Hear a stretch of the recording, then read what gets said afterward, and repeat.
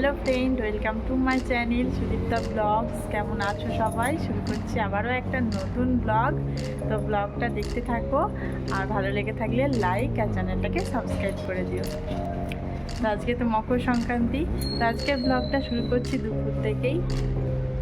রান্নাবান্নাও আমার হয়ে গেছে, চলো দেখাই কী রান্না করেছি আজকে। আজকে তো মকর সংক্রান্তি, তাই আজকে নিরামিষ রান্নাই করেছি। তো নিরামিষের মধ্যে যে আলু, টমেটো, ধনেপাতা, আদা এসব দিয়ে একটা আলু টমেটো মাখা বানিয়েছি, আর বেগুন ভাজা বানিয়েছি, আর আছে এই যে মুগের ডাল। তো আজকে নিরামিষ। মুনুর পাপা আসা মাত্রই এই যে লাঞ্চের জন্য তাড়াহুড়ো, মুনুর পাপাকে দিয়ে দিলাম। টান করিয়ে দিয়েছি, মুনুকে চান করানো হয়ে গেছে। আর এই যে এখন খেলা করছে। কি খেলা করছিস দেখা? না, আমার গায়ে দিবি না, ভিজে যাবো, ঠান্ডা লাগবে।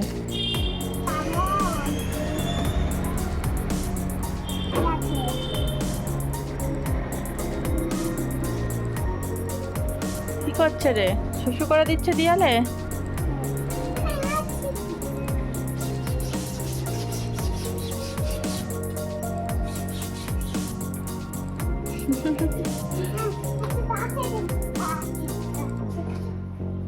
যেটা এখন গাছে জল দিচ্ছে।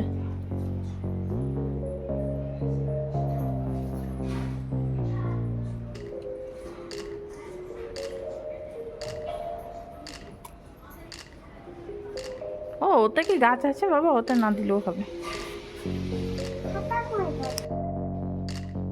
বাইরেতে সন্ধ্যা হয়ে গেছে। তো আজকে মকর সংক্রান্তি, আর পিঠে না বানালে একটু হয়। তো এখন বানাবো পিঠে। তো চলো কি পিঠে বানাচ্ছি আজকে তোমাদের দেখাই। পিঠে বানানো শুরু করে দিলাম। আজকে ঝালঝাল করে বাঁধাকপির তরকারি দিয়ে বানাবো সেদ্ধ পিঠে। আগে বাঁধাকপির তরকারিটা বানিয়ে নেব।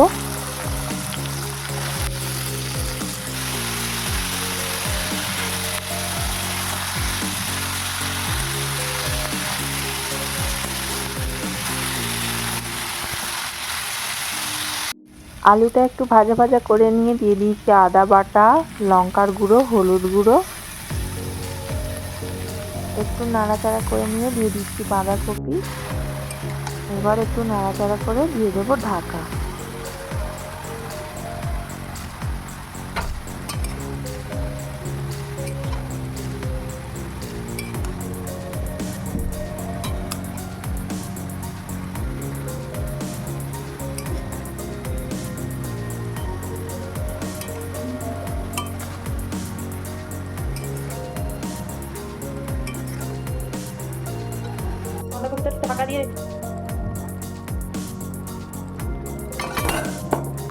ঢাকা দিয়ে দেওয়ার পর বাঁধাকপিটা দেখো অনেকটাই কমে এসছে। এবার দিয়ে দিলাম কয়েকটা চেরা কাঁচা লঙ্কা। আর অনেকটা বাঁধাকপিটা সেদ্ধও হয়ে গেছে, আর একটু সেদ্ধ হবে, তাই জন্য একটু দিয়ে দিলাম জল। আবারও ঢাকা দিয়ে সেদ্ধ হতে দেব। দেখো এবার বাঁধাকপি, আলু একদম সেদ্ধ হয়ে গেছে। এবার দিয়ে দিচ্ছি ভাজা জিরের গুঁড়ো, আর পরিমাণ মতো একটু চিনি দিচ্ছি। তরকারিটা একটু ঝাল মিষ্টি হবে। তরকারিটা নেড়ে নেড়ে একদম শুকনো শুকনো করে নিয়ে নামিয়ে নেব।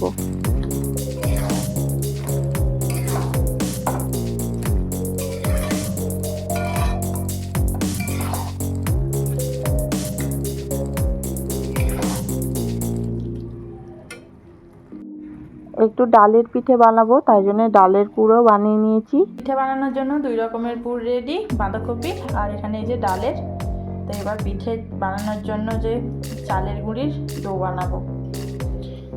আমি এখানে এই যে এই বাটি মেপে 4 বাটি মানে চালের গুঁড়ি নিয়েছি। শুকনো প্যাকেট চালের গুঁড়ি, মানে যত বাটি চালের গুঁড়ি নিয়েছি তার ডবল জল দিতে হবে। জলের মধ্যে দিয়ে দিচ্ছি পরিমাণ মতো নুন। এবার জলটা ফুটতে দেব। ফুটে গেছে, এবার চালের গুঁড়িটা দিয়ে দেব।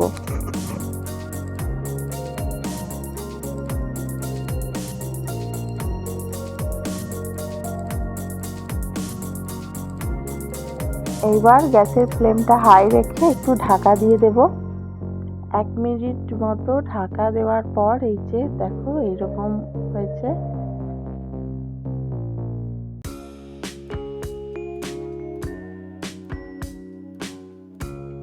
এইবার একটা বড় থালার মধ্যে আমি ঢেলে নিয়েছি। একটু ঠান্ডা হয়ে গেলে তারপর হাতে করে মাখিয়ে নেব।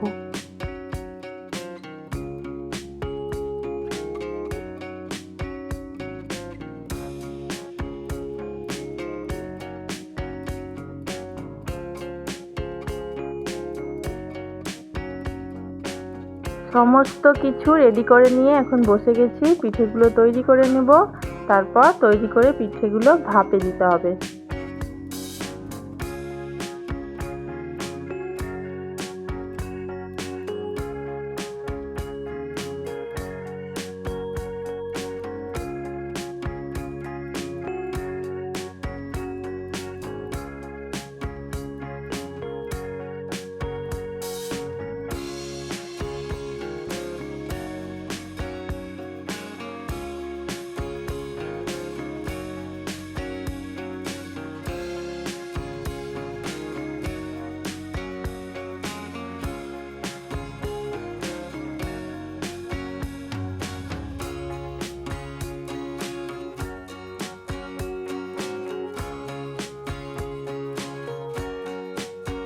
এভাবে করে কয়েকটা পিঠে বানিয়ে নিয়েছি।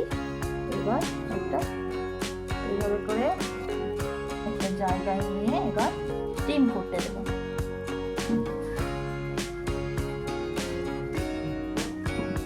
হাঁড়ির মধ্যে জল ফুটতে দিয়েছিলাম, তার মধ্যে এইভাবে দিয়ে এবার ঢাকা দিয়ে 10 মিনিট স্টিমে দেবো। আমাদের বাড়িতে এসেছে আজকে মুশফিরা, আর পিঠে খেতে দিয়েছিলাম ওকে। ও সেটা খেয়েই এখন বলতে এসেছিল পিঠে কেমন লেগেছে ওর। এদিকে মুনু পিঠে খাচ্ছে। দুইজনা মিলে তো যেন কি করছে, একদম এদিক ওদিক দৌড়াদৌড়ি করে খেলা হচ্ছে এখন। মুশফিরা বাড়ি চলে যাচ্ছে, আর এইদিকে বায়না করেছে মুনুকে ওর সঙ্গে যেতে হবে। এও না মুশফিরা, ইধার দেখো মুশফিরা। Bye bye.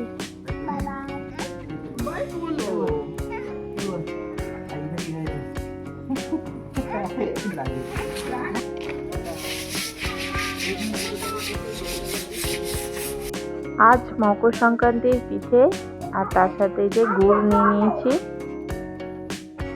স্যার পিঠে নিয়ে যে বসে পড়েছি পিঠে খেতে। পিঠে খাওয়া হয়ে গেলে এখন যাব নিচে। তো নিচে আঙ্কেল আন্টি আমাকে একটা দায়িত্ব দিয়েছে। তো চলো পিঠে খেয়ে নিই, খেয়ে নিচে গিয়ে তোমাদের বলছি। চলে এসেছি নিচে। এই যে আমার দায়িত্ব, আমাকে আজকে রাতে এখন রাঙ্গোলি দিতে হবে, কারণ কালকে সাউথ ইন্ডিয়ান পঙ্গল ফেস্টিভ্যাল। তাই জন্য আন্টি আমাকে দায়িত্ব দিয়েছে রাঙ্গোলি দেওয়ার জন্য। তো রাঙ্গোলি এখন দিচ্ছি।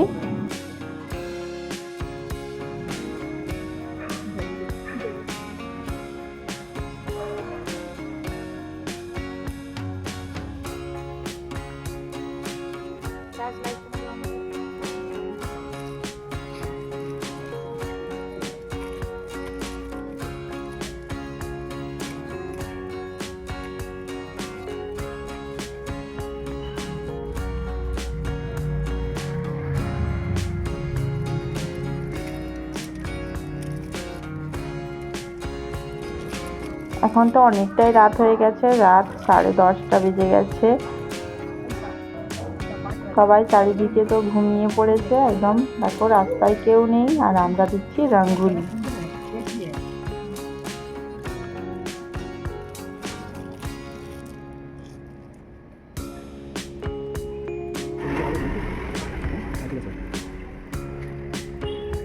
খুবই কম সময়ের মধ্যে এই যে এইটুকুই রঙ্গোলি করতে পেরেছি। কেমন লাগলো অবশ্যই কমেন্ট করে জানিও।